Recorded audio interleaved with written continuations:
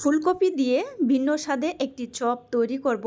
আর এই চপটা তৈরি করে আপনারা সাদা ভাত, পোলাও ভাত বা বিকেলের নাস্তার জন্য রেডি করতে পারেন।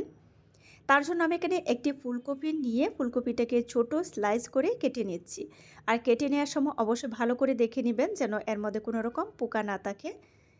তো ফুলকপিটাকে ধুয়ে আমি এখন সেদ্ধ করতে উঠিয়ে দিচ্ছি, সামান্য লবণ দিয়ে দিলাম। আমি এখন চলে আসলাম একদম শিলপাটায়, আমি মশলা রেডি করে নিচ্ছি। প্রথমে আমি এখানে কাঁচামরিচ বেটে নিলাম, তো কয়েক টুকরো আমি এখানে রসুনের কোয়া এটাকেও পাটায় বেটে নিচ্ছি, পেঁয়াজ কুচি নিয়ে নিলাম।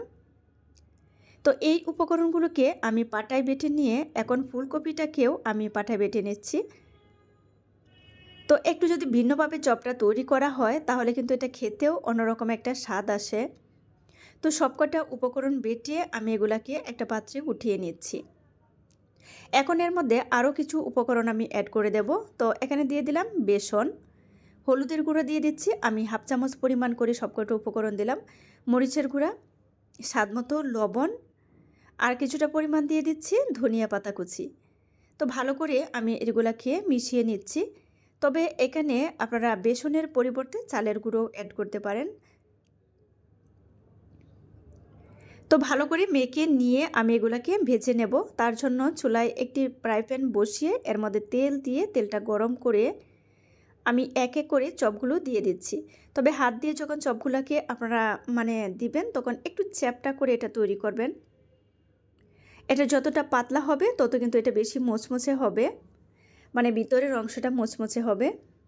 আর চুলার তাপটা কম করে রেখে একটু সময় নিয়ে এগুলোকে ভেজে নিতে হবে। এটা ভিন্ন রকম একটা স্বাদ আসে, উপরের অংশটা একটু ক্রিস্পি হয় আর ভিতরের অংশটা একটু সফট হয়। দারুণ মজার একটা চপ। আর এখন যেহেতু শীতকালে কিন্তু সব জায়গাতে ফুলকপি পাওয়া যায়, তো আপনারা অবশ্যই বাসায় এভাবে ট্রাই করতে পারেন।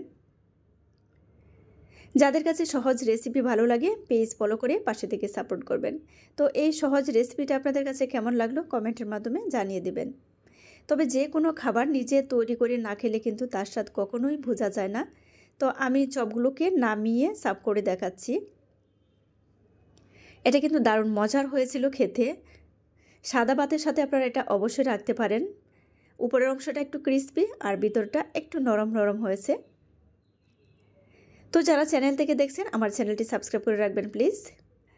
ভিন্ন স্বাদের একটা আমি চপ তৈরি করে নিলাম ফুলকপি দিয়ে। তো ভিউয়ার্স সবাইকে অসংখ্য ধন্যবাদ রেসিপি দেখার জন্য। তো আজ বিদায় নেব, পরবর্তী রেসিপি দেখার আমন্ত্রণ রইল। সে পর্যন্ত সবাই ভালো থাকবেন। আল্লাহ হাফেজ।